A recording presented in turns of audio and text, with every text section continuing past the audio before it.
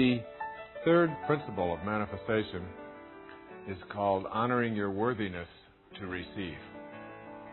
So we've talked about understanding that not only that you have a higher self, but that it is the part of you that wants to be at peace. And then the second aspect of it is to learn to trust in your divine inner wisdom, to trust it so strongly that you have banished all doubt. And now we're talking about honoring your worthiness to receive it. And the affirmation for this principle of manifestation is, I deserve to experience divine abundance, for I am a part of God. And of course, the universe is abundant. It is endless. This intelligence that I've been speaking about is endless and abundant. And you, therefore, also are abundant and are deserving of that abundance.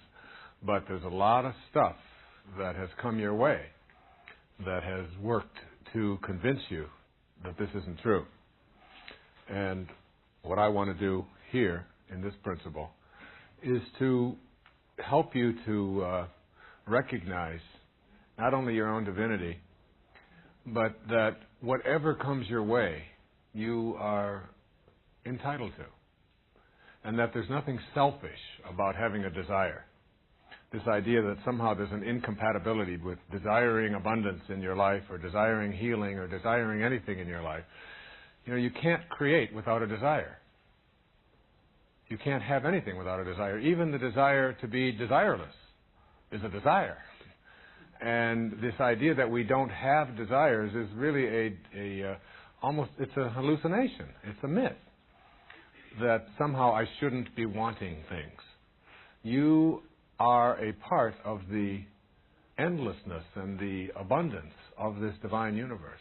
And you are not incompatible with prosperity and joy and wealth and fulfillment. This is something that you not only can ask for, but are entitled to. And you must know that. Someone mailed this to me that I thought I'd share this with you. It's called I Am Lost. It says, a woman is dying of AIDS. A priest is summoned. He attempts to comfort her, but to no avail. I am lost, she said. I have ruined my life and every life around me. Now I'm going painfully to hell. There's no hope for me. The priest saw a framed picture of a pretty girl on the dresser. Who is this, he asked. The woman brightened. She is my daughter, the one beautiful thing in my life. And would you help her if she was in trouble or made a mistake? Would you forgive her? Would you still love her? Of course I would, cried the woman. I would do anything for her. Why do you ask such a question? Because I want you to know, said the priest, that God has a picture of you on his dresser. And I think that picturing ourselves this way, with all of the problems that we have had, the things that we feel bad about, the mistakes that we may have made, the people that we may have hurt, all of these kinds of things have a tendency to make us feel unworthy. There's a lot of people who think, I'm going to be able to manifest what I want in my life as soon as I am no longer an addict, or as soon as I am no longer fat, or as soon as I remove all of these problems I have in this relationship. When I get rid of all of this, when this all goes, then I will feel worthy. And it's almost like you have to shift that consciousness around and come at it from a different perspective, which says, I love myself while I am fat. I love myself while I'm an addict. I love myself regardless of what it is that I may have seen as something that I shouldn't be. That God does have a picture of me on his dresser, is the metaphor as well. And what it does is it fills you with this kind of unconditional love that I'll be talking about a little bit later in one of the later principles. But you begin to say, yes, I am worthy. And I'll tell you when you feel most worthy of what it is that you would like to be able to manifest. You see, if you feel unworthy, what you do is you block the flow. And remember, there's an energy. There's a flowing of energy in everything. That's what manifesting is. And the idea that somehow I shouldn't have this or there's something wrong with it immediately puts you into a feeling or a space of being separate from this thing that you want to manifest. It's like you put up that blockage. Someone asked the question, does God have this for me? Does God want that for me? And almost always when we ask that question, we make an assumption. We're coming from that ego assumption that God and I are separate. And the same thing is true when you're feeling unworthy. What you're really saying is that God has made a mistake here. And there are no mistakes. And this divine intelligence is everywhere. And it's a theme that will run through this entire program. This idea that what I want to manifest has the same divine intelligence in it that is in me and that is in everything. So I'm realigning myself. But you can't realign yourself if you feel like what you would like to have come to you, that you aren't worthy of it. You have to know that you are as worthy of anything showing up in your life as anyone else is on the planet. The essence of this is that you have to be at peace. And being at peace is what enlightenment is. As my teacher told me, enlightenment is being immersed in and surrounded by peace. That's the definition of enlightenment. And it is also what the higher intelligence or the sacred part of you or the higher self always wants. It just wants you to be at peace. Nothing else. It's not asking any more. When you feel unworthy, you're not at peace. The ego has taken over this idea somehow that you have certain obligations, you have to behave in certain ways, you have to fulfill the obligations of your conditioning or of the tribe. That's what starts to take over, and you've got to let go of that. I recently appeared down in Australia with one of my friends, John Gray, who wrote Men Are From Mars and Women Are From Venus, and he's got us on different planets and all of this, and it's a wonderful guy. We had a great time down there.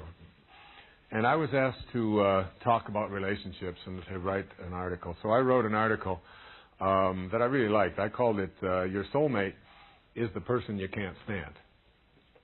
And everybody thought, wow, what kind of a crazy thing is that to say? Because most people, when they talk about they're looking for their soulmate, I finally found my soulmate, and we think alike, and we act alike, and we both like green, and asparagus is our favorite vegetable, and he goes to say something, and before he can even say it, I say it already. Oh my God, we think the same thoughts, and we get up early in the morning, and we both like to meditate, and we both like yoga, and we both eat mushrooms, and we eat them the same way, and he cuts the stems off the same way I cut the stems off. It's just amazing. This is my soulmate. And I always say to those people, you got about 3 more weeks, okay, in this relationship.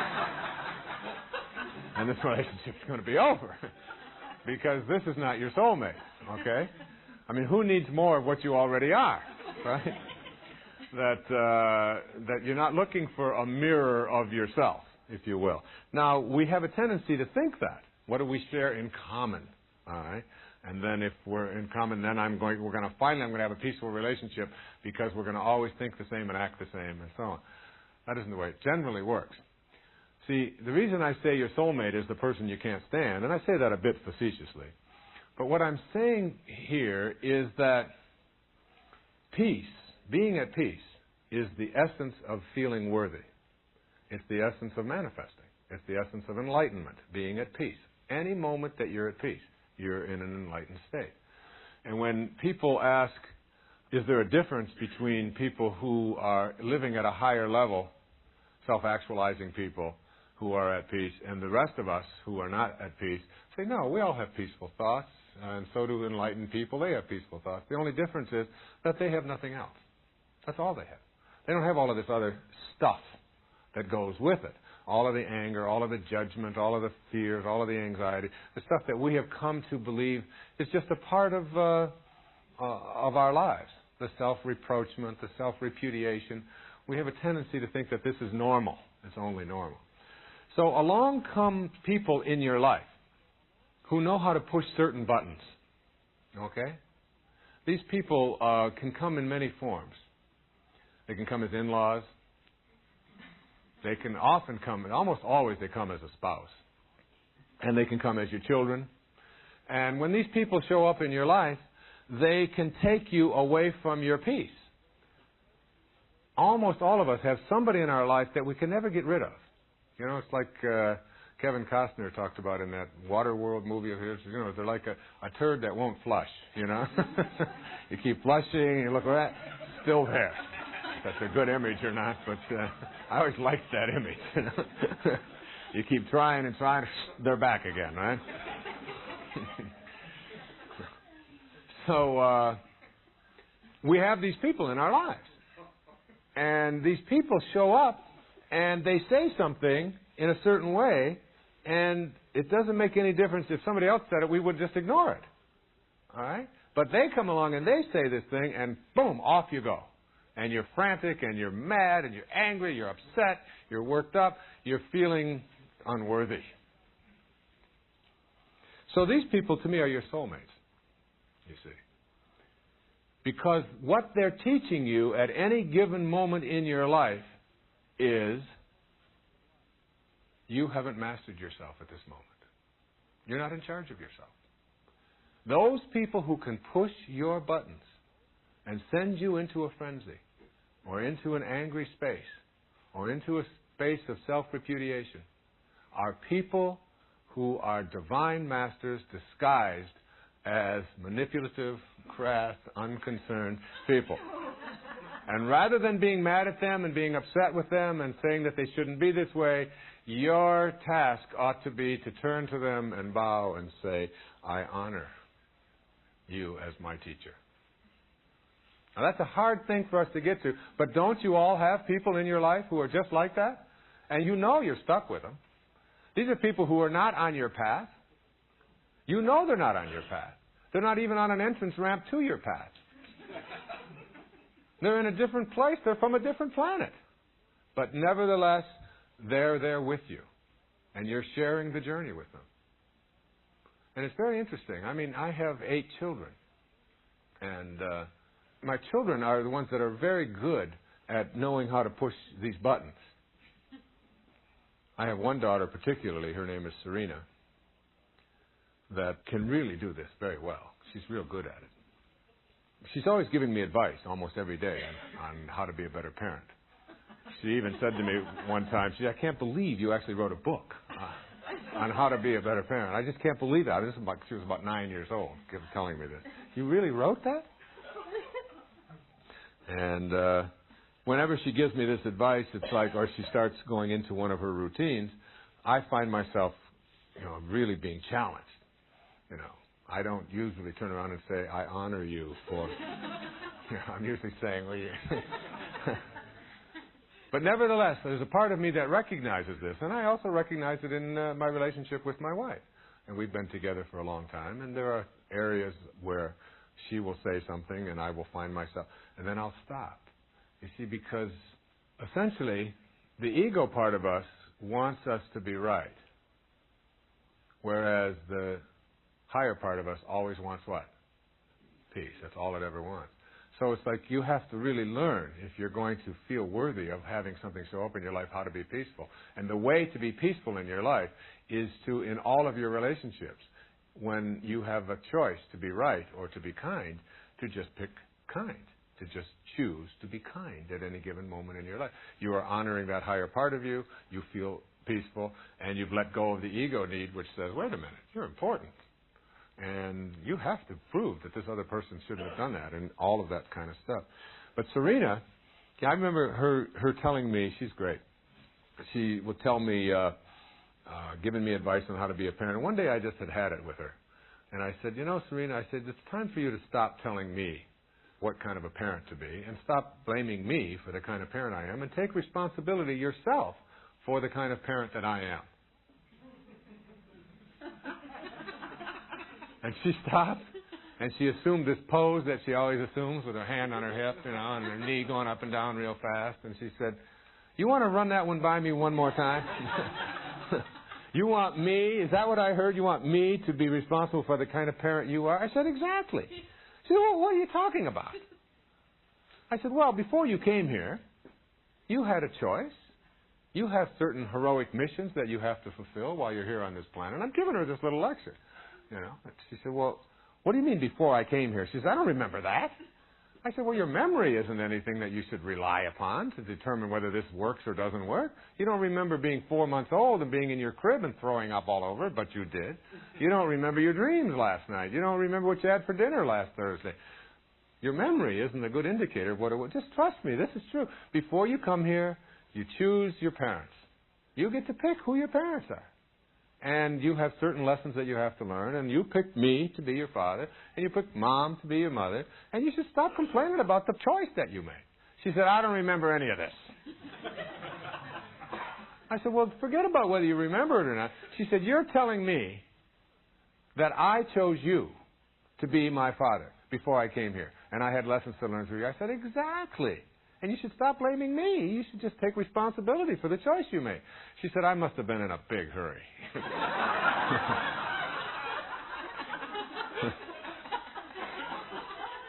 So, these are your tests, all right?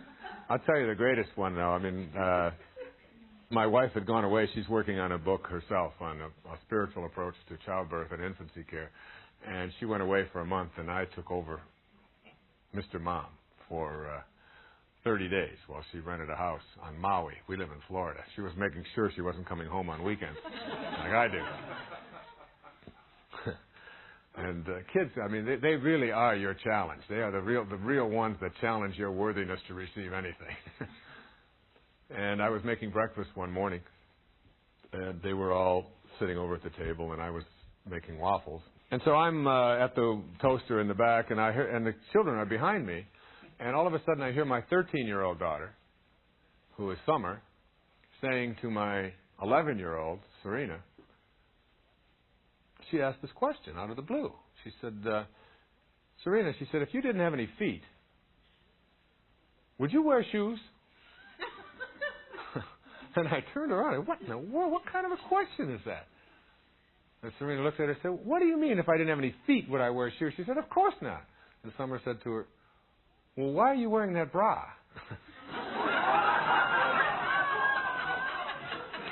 So, I'm telling you, they can be tough.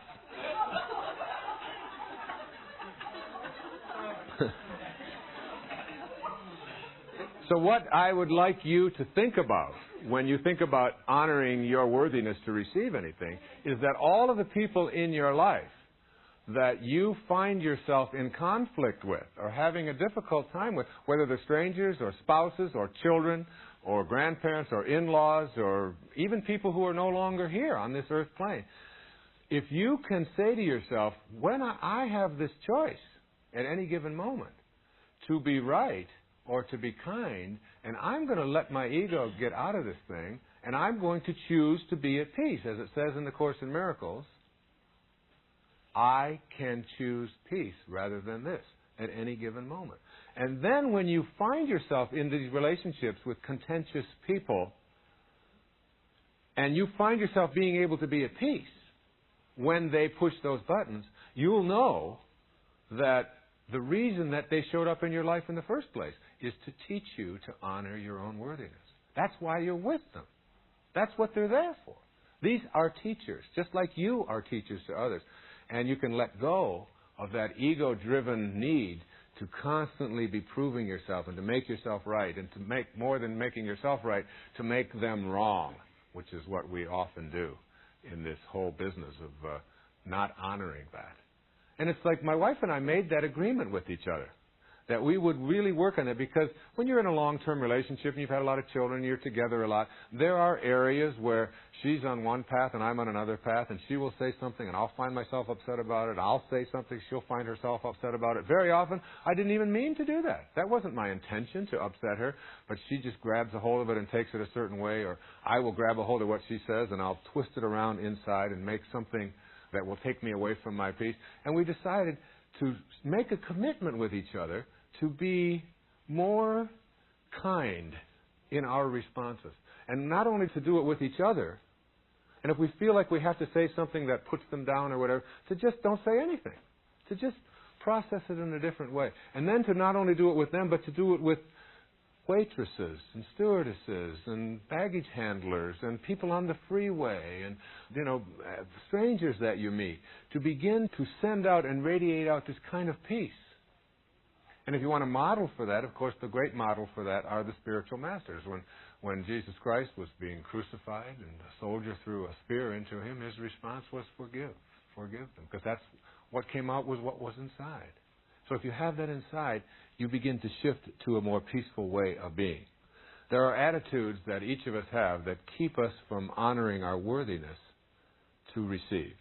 I'd like to give just 5 of them and talk a little bit about each one of them and see if we can shift out of them. The reason that you are honoring your worthiness to receive, remember, is because by not feeling worthy, you are entering into a negative space. That negative space blocks the free flow of what it is that you would like to have show up in your life. Whether it's money, love, prosperity, healing, whatever. You're saying, here I am here, over here, and to my right, I know what I want. I'd like to be able to manifest that. I'm practicing the meditation. I'm doing all the right things. But right in between what I want to manifest and what is out there for me to manifest is this huge obstacle. And that obstacle is, I don't feel that I deserve it. And the minute that you don't feel that you deserve it, as you think, so shall you be, you inhibit it from flowing into your life. This divine intelligence works like this. It will cooperate with you, but it will not cooperate with you if you feel that you're not worthy of its cooperation. So here are 5 attitudes that I believe that we need to cultivate. The first of these is, I am a human being expressing God without reservation. This is an attitude that says, who I am is particular, is individual, but I am expressing God. And therefore, I am honorable, I am worthy, I count, and I shouldn't be thinking of myself as something that is less than valuable. That's the first. The second is, I accept myself without complaint. I have a slogan that I use in my own life. It says, whenever I hear my children complaining or other people and they ask me for advice, I always say, don't complain, don't explain. Don't complain, don't explain. I accept myself without complaint. I look at the body that I'm in, and I understand that this is nothing more than my curriculum to God. There are things about it that if I were to be designing it myself, perhaps I would have done a little differently. I might have put a little extra hair on the top. I might have made myself a little taller. I might have made myself a little darker. I might have made my eyes a different color, whatever it is. But that isn't up to me.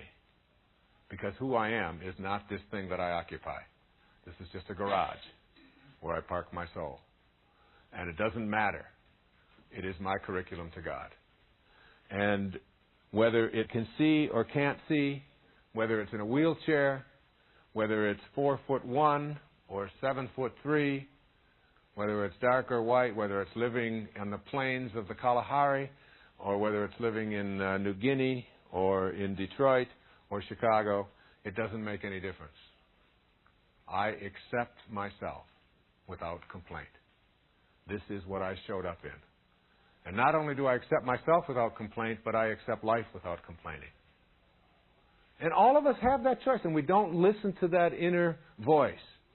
That inner voice. I've often said that if prayer is you talking to God, then your intuition is God talking to you. And that intuition is something you want to listen to. And complaining about anything in your world, particularly about yourself, is a way of blocking the free flow of the divine intelligence that is everywhere and wants to be delivering abundance into your life. The third is, and this is a hard one for people, is I take full responsibility for my life. I take full responsibility for my life. You see, if you are disconnected or feel disconnected from the divine source, you cannot manifest. The separation is what keeps you from connecting. You can't align yourself. Not taking responsibility for your life and anything in it. And I get letters from people who feel that I shouldn't be saying this because people who have illnesses that they can't do anything about. They don't want to have to take responsibility for them. Or people who have been victims of abuse and things like this don't want to take responsibility for them. Taking responsibility doesn't mean that you feel guilty about anything that has come your way. It means that I have attracted this into my life in some way that I don't understand.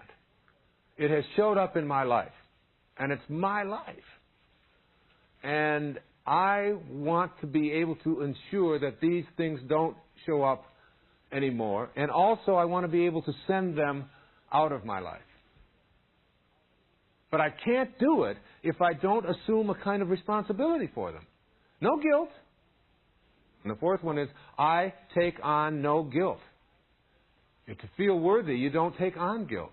Just taking on this sense of responsibility. If I get anything in my body, that if it's a hernia, if it's an ache, if it's a pain, if it were a cancer, if it were arthritis, if it's I can't sleep, if it's a cold, if it's a backache, if it's a headache, whatever it is, I am going to say, there's something in me that has attracted this.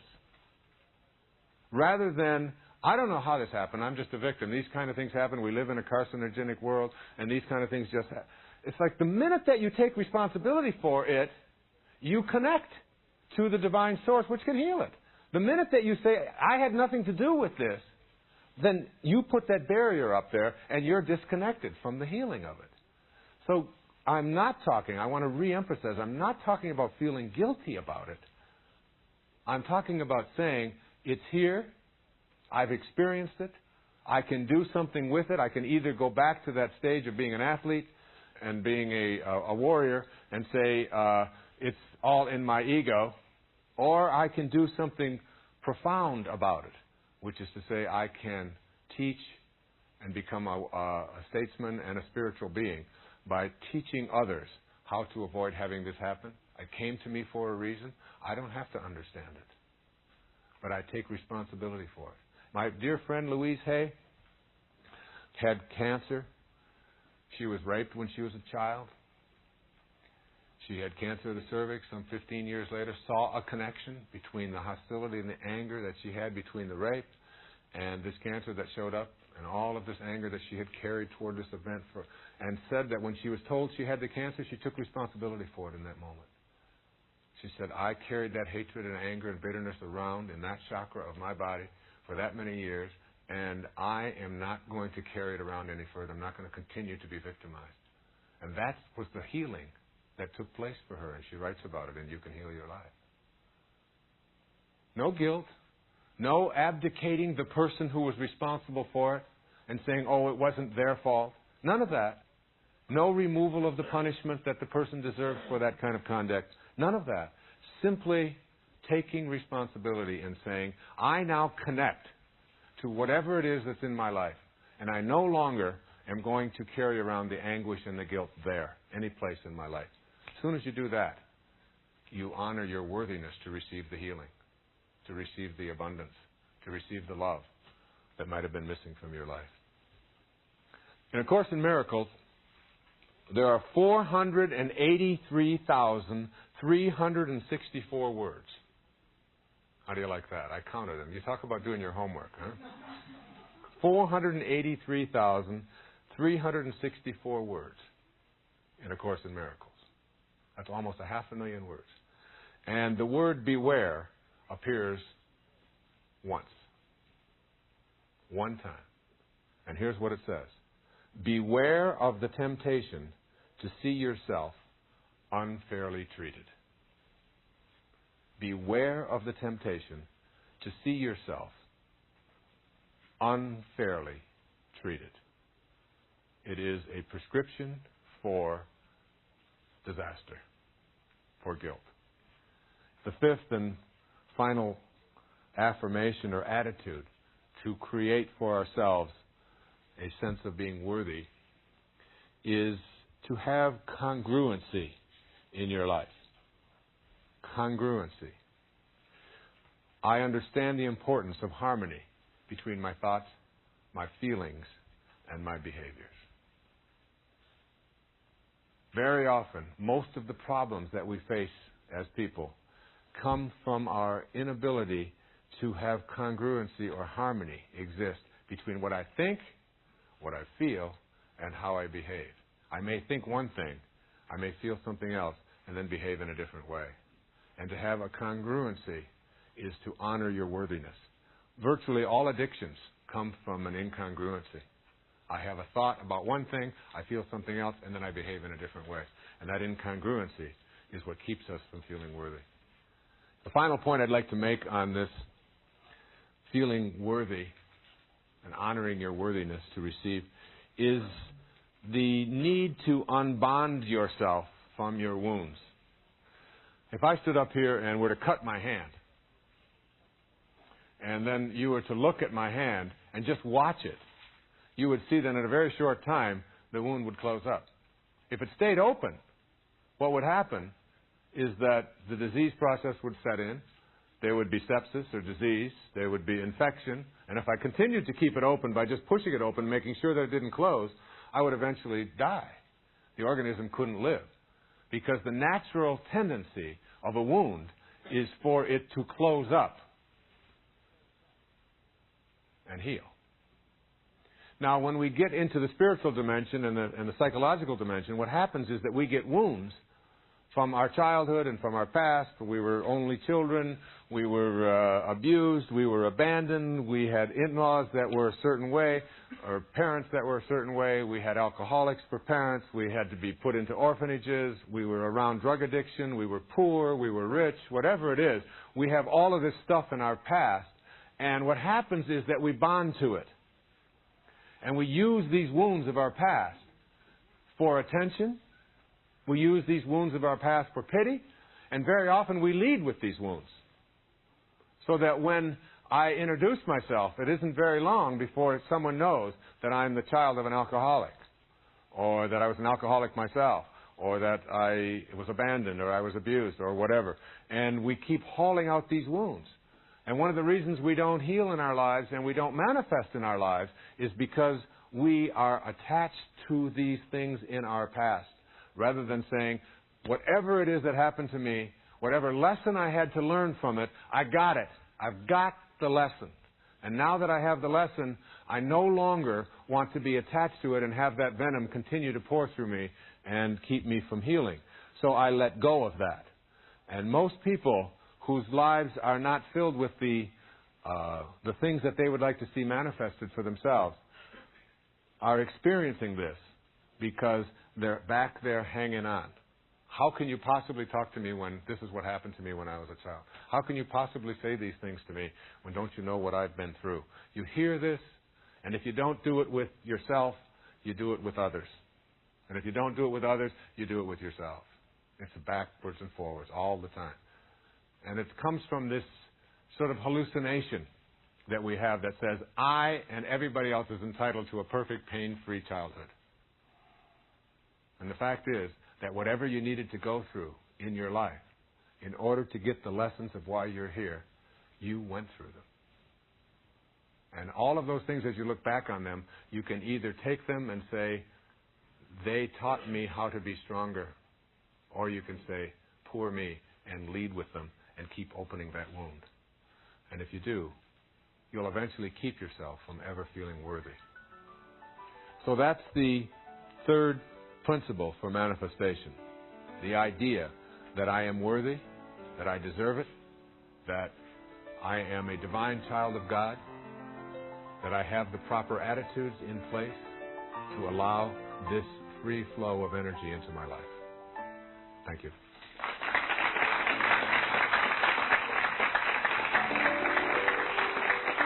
Thank you very much.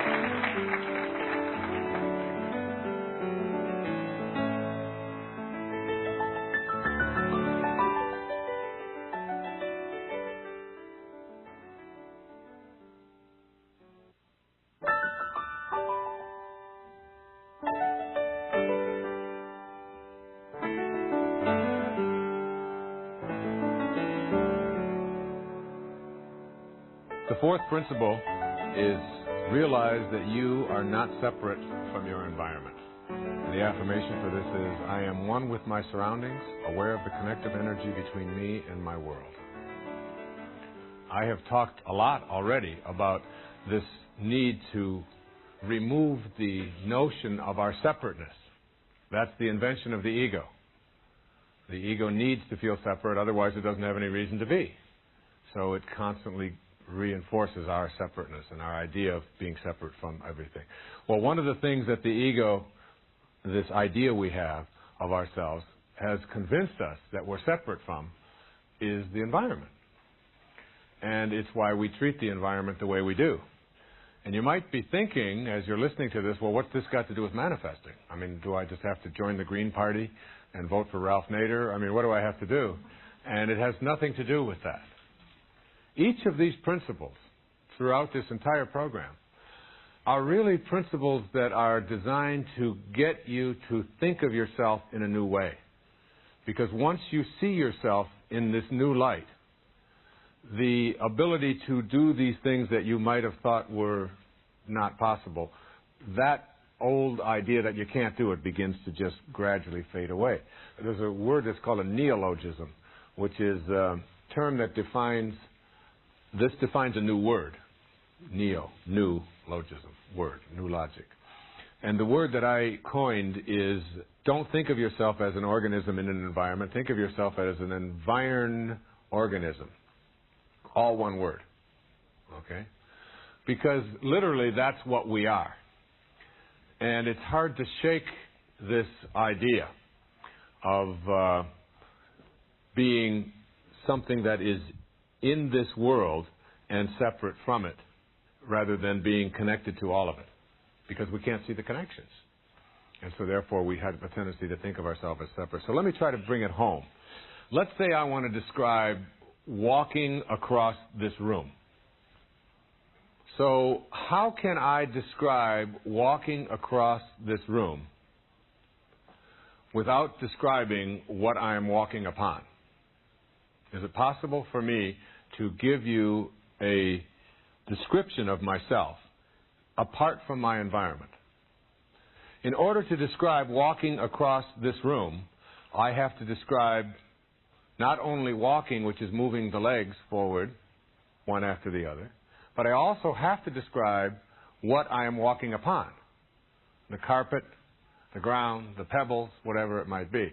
It's not possible for me to just talk about my legs moving. If I just talk about my legs moving, I'm not talking about walking, am I? So, in order to be able to walk, to describe walking, I must see myself as someone who is walking and someone who is walking upon something. Now, in addition to describing walking upon something, I must also describe what I am doing while I am walking. In order to be able to walk, I have to breathe, don't I? I can't describe walking across the room to someone who doesn't know what that is without describing my lungs inflating and deflating at every second. And what is it that is inflating and deflating? Why, it's the air. So I have to have air in order to describe walking across a room. So I have to be breathing. And what are all the other things that I have to describe as well? I can never, as long as I am in the physical plane, I can never describe myself without describing the environment that I am a part of. Now, what has this got to do with manifesting? If I am connected to my environment inextricably, I cannot be separated from my environment. The minute I do, I'm gone. I now enter that world that we call spirit, which has no environment. It's just everywhere at once. So, in order to understand what manifesting is about, you have to understand that what you manifest or want to manifest is in the environment. And everything in the environment is also in you. You are already connected in the environment, in the physical world, to what it is you want to attract. And you can never separate yourself from it. It's like if you open up a book and look at the pages of the book, and you say to somebody who's never read before or never seen a book, you try to describe what this is like. You say, what's there on the page? And you say, well, there's little letters. So are there just little letters? Little black letters? Little black pieces of ink? Little A's and B's and C's and D's? No, you can't describe the page of a book without describing the environment upon which the little black ink letters appear, can you? You need the background, don't you? You need the environment. You need the white page, the contrast, the opposite, the duality. In order to be able to describe reading, you have to have a background. Otherwise, you just got little letters floating around, and you can't read that. In order to see the stars at night, you have to have a black background in order to see them. Now, what I'm talking about here is really understanding the nature of the right-hand side of the room that I talked about earlier. When we're talking now about the right-hand side of the room, I'm talking about the physical plane. You have to understand the physical plane, your role in it, in order to escape it. And that's what this is about. It's about understanding the fundamental duality of your physical world and understanding that you are connected to it at all times. You can never separate yourself from it. The symbol for those who believe that we are in the environment in order to push it around is the bulldozer. The bulldozer is that instrument that we have devised that moves the earth around and cuts down the trees and destroys the forests and so on, not understanding that this is us. We are it. When we do too much of that, when we go to the extreme that we seem to be going to or could go to, then what happens is we are taking away the very thing that we need in order to sustain ourselves. If you take the air out, if you take that which gives us the nitrogen and the hydrogen and the oxygen, if you take that away, if you take the trees away, if you take the oceans and destroy the oceans and pollute the oceans, if you destroy all of the land, eventually what happens is you understand you cannot survive because you are connected to that. You have to have this. And there's only one air. There's only one fire. There's only one water. There's just little glasses of it. It's all one. And so seeing yourself as connected to the environment is one perspective, and seeing yourself as in the environment to push it around is another.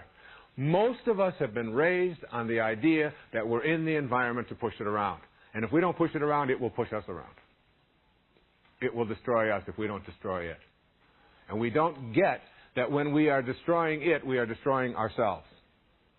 And we are also destroying our ability to be able to bring to us, to attract to us, what it is that we would like in this way of manifesting when we see ourselves as separate from that which is in the world, the rest of the world. I'd like to take a look at the physical world, at the right-hand side of the room, and have you understand how it looks from a detached perspective. Have you ever seen a person with a front who doesn't have a back? Try to imagine such a thing. You know, a person with a nice front, and you turn around and there's no back. Even if they're as anorexic as it gets, right? You still have a back, don't you? Can you imagine someone with an outside that doesn't have an inside? It's not possible, is it? In the physical plane, you always have the opposite. Now, the symbol for the physical plane is the sine wave, which has a crest, and then you go below the surface, and it has a trough, or a nadir and a valley, a top and a bottom. Now, this wave its crest is always separate from its trough. You can see the top of a sine wave, that is the stuff that you're made up of. You can see the top of the wave, and you can see the bottom of a wave. But you can never just see the top. I used to teach metaphysics at the university, and I used to give an assignment to my class. I'd say, I want you to next week bring in a north pole of a magnet and no south pole. And people would go and they slice it real thin. But no matter how thin you slice that magnet, you always have its opposite, don't you? It's the nature of the physical plane to be in duality. When they talk about enlightened beings, they're talking very often, you'll hear it referred to in the literature, you'll hear these people referred to as non-dual beings. People who have gone past the duality of the physical plane. And this is a big part of what we're going to do here in this program, is learn how to do that. All right? But you have to understand it first, that at the top of the wave and at the bottom of the wave, you have that which is separate, but always together. Just like a back and a front. They're separate, but you can't have one without the other. Just like a top and a bottom. And then when you take it into other contexts, just like happiness and unhappiness. Just like light and dark. If it was always light, 24 hours a day, light, that was our reality. 24 hours a day, the light shines. Would we have a concept called darkness? We can only have a concept in the physical plane if we know its opposite. If it was always light, we wouldn't need a word like dark. It wouldn't exist. We wouldn't know such a thing. If everybody was always happy, would we have a concept called unhappiness? We wouldn't need any such thing, would we? If everybody's happy all the time, unhappiness wouldn't be something we talk about. Happiness and unhappiness go together. They're partners. Haven't you noticed in your life that when things are going really, really well, generally speaking, there's some caca on its way? Hasn't that generally been the case? I mean, it's like, isn't life hills and valleys in the physical plane? There's ups, and the good news is when you're in the caca, there's a hill coming. It's the only direction you can go. That's always been, it's this idea of always being happy, 24 hours a day, all the time. It's like trying to find light 24 hours a day. The other thing, of course, is life and death. We often have this idea that life and death are enemies to each other. The top of the wave, the bottom of the wave. Everything that has ever died must have what? Must have lived. You can't have death without life. And the reverse is always true. Every top has a bottom, every inside has an outside, every front has a back. Everyone who has ever lived also must have died. Death and life are partners. They're not enemies. We've gotten this idea that they're enemies, and we have books about how to slay it, and we worry about it, and it's this tremendous anxiety that we live with over whether we're going to live and how long we're going to live, and death is something that shouldn't happen. But death is just, the physical plane is life and death. Everything comes into the physical plane. It's quiet dust. Emily Dickinson had this wonderful poem. She said, this quiet dust was gentlemen and ladies and lads and girls, was laughter and ability and sighing and frocks and curls. So simple. All this dust that you see, you hold it up in your hand. What was it before? This quiet dust. Gentlemen and ladies. All of us. And so, what I'd like you to do now is to think of something in the physical plane that could never experience darkness. It's impossible for this to ever experience darkness. Couldn't happen. No matter how hard you tried, you could not have this thing experience darkness. And that would be the sun. Why is it that the sun could never experience darkness? Because the sun is the source of all light. Right? So there's an aha in here. There's a eureka. There's a, oh, I see. In order to be able to transcend the duality of the physical plane, you must go to your source. When you go to the source, that is that which is the cause of, you transcend the physical plane. And when you do, you create whatever it is you want to in the physical plane from the position of the source. You go out into the springtime or in the fall, you look at all of those magnificent colors out there, the reds and the blues and the oranges and the greens and the yellows, all of these fantastic colors of flowers and leaves and so on. And you ask yourself, what is the source of all of this color? And there's only one source of all color. It's called light. Light is the source of all color. Without light, there's no color. But there are many individualized expressions of that one source. You similarly have an essence.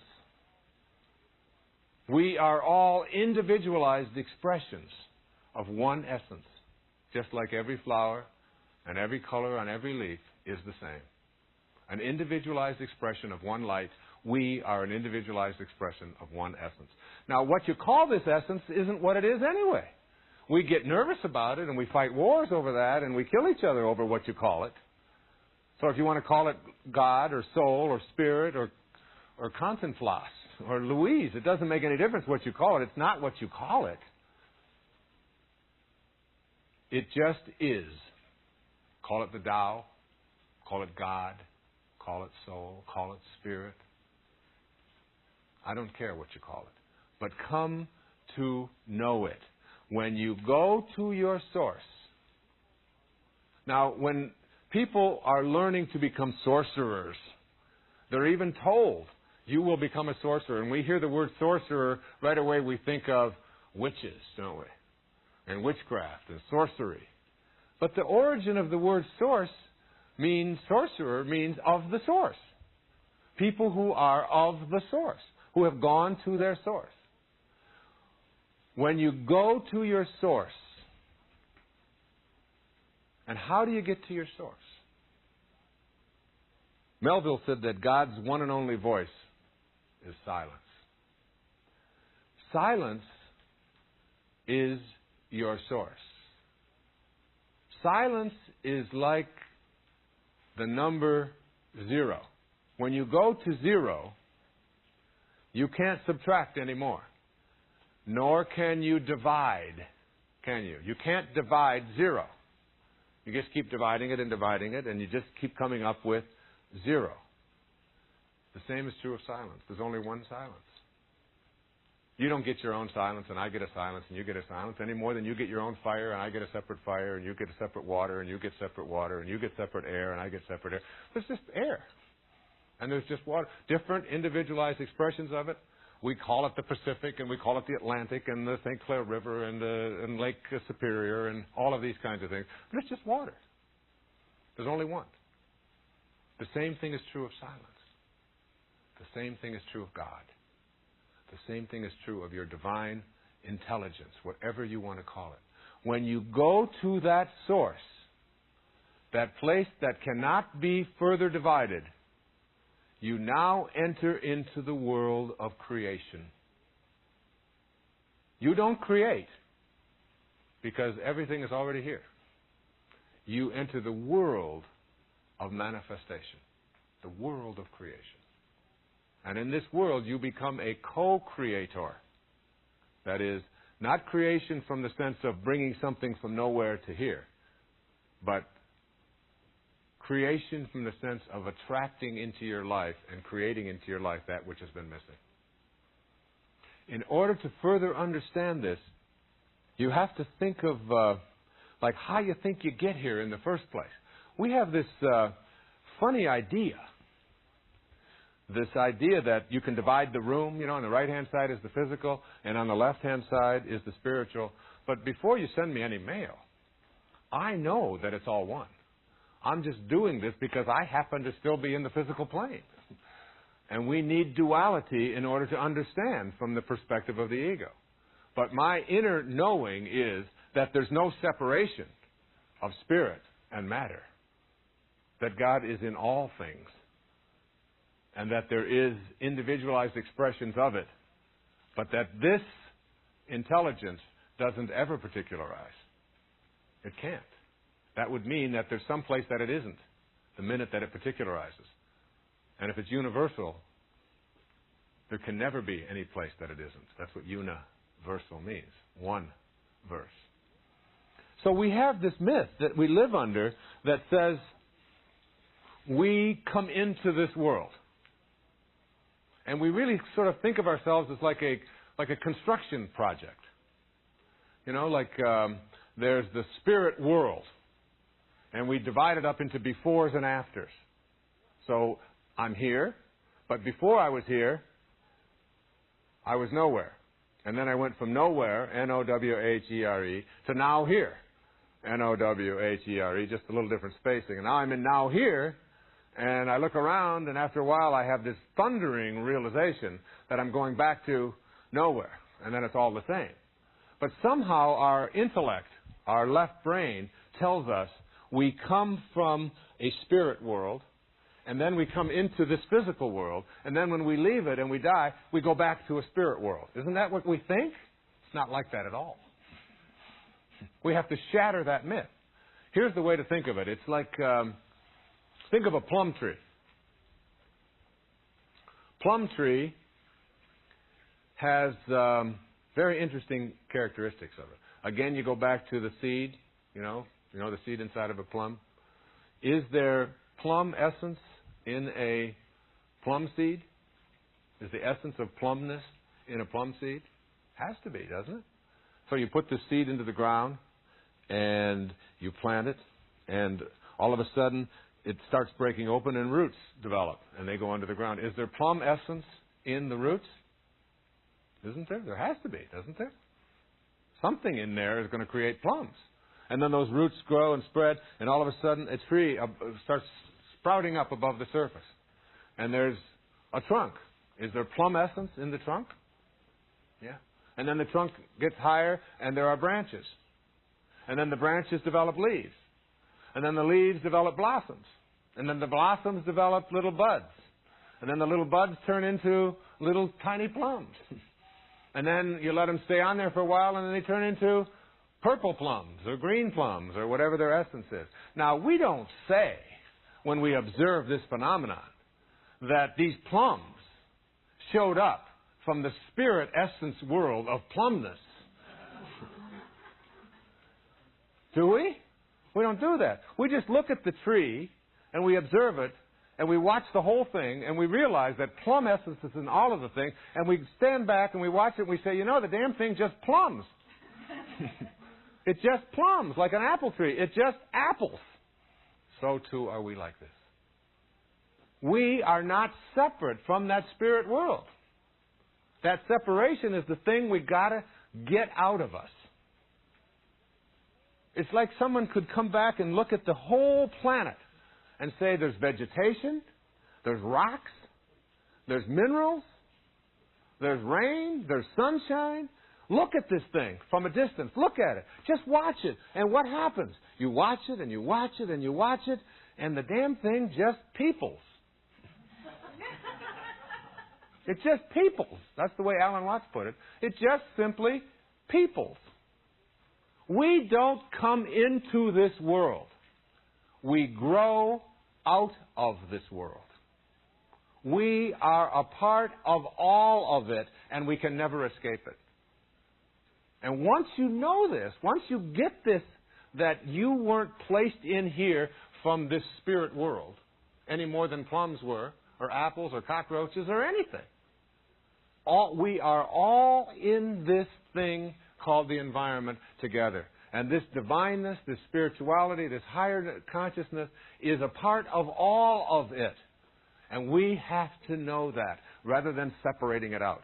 This world, that world, this world. Because our senses tell us that before you're here, you're nowhere. And after you leave here, you're gone. But our senses are not reliable at all. They misguide us all the time. They tell us that we're sitting here right now. And they say, you're sitting there still. You're not moving. That's what our senses tell us, don't we? We don't think we're moving. You think you're spinning right now? But yet you are, aren't you? Aren't we turning and spinning and hurling through space and all of that. Our senses tell us all of this stuff. It's not true. So we don't want to rely upon our senses. That's the intellect. We want to rely upon our heart and have this knowing that my essence is in every single aspect of myself. And that in order to transcend the prison of the duality of the physical plane, I go to my source. And when I go to my source, I get quiet. The place where I cannot further be divided. You see, our egos divide us up. We divide ourselves up by our races, by our sexes, by our age, by our appearances, by our economic class, by our languages. And then we divide ourselves up further within the country by our communities, by our cities, by our states. And we divide ourselves further by our schools and our religious orientations and our food preferences and the shape of our eyes. And then we divide our individual selves up on the basis of what my mother thinks of me and what my father thinks of me and what I used to be and what I ought to be and what I maybe could become but I can't because. And we keep dividing ourselves and dividing ourselves and dividing ourselves. That's the work of the ego. What we want to do is come up with a new symbol. Get rid of the bulldozer and come up with a new symbol. It's called a hologram. I have a definition of a hologram. A hologram is a three-dimensional photographic image obtained with laser beams. A three-dimensional photographic image obtained with laser beams. The essence of a hologram, you have them on your Visa cards and MasterCards and American Express. Let's give them all their own plug. A hologram, the interesting thing about a hologram is that you take one tiny little sliver off of an object and you project a laser beam through it and it projects what? The whole, doesn't it? It projects the whole thing. You take just one little tiny slice of it like that and you put this laser beam through it and you look at it and in every tiny infinitesimal piece of a hologram, the whole becomes projected with a laser beam. That's what a hologram is. Every individual part contains the whole. Now, what an interesting notion that is. Think of humanity as like a 6 billion piece hologram. And we take one piece out and we put a laser beam through it and we see all of humanity.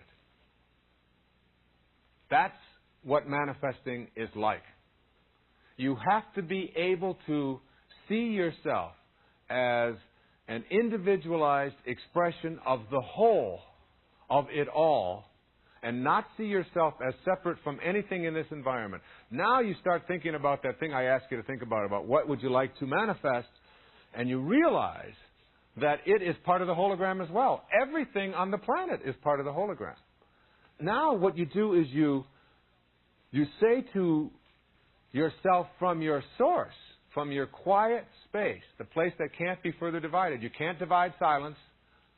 You can't divide God. Gandhi said, in heaven there is no religion. Thank God. You can't divide spirituality. You can't organize spirituality. You can't divide any of this. You go to the source. When you go to the source, you go to zero. And from the perspective of the source, you look out on the physical plane and you put your attention on what it is that you would want to manifest, knowing that you are not separate from it, never have been, never could be. Even from the moment of your conception to the moment of your death, your life is not like this temporary experience between two eternal blacknesses. It's just like a parenthesis in eternity. But it doesn't begin here and end here. It is always. And so is everything in your environment. Just try detaching yourself from something in your environment. Just try describing yourself.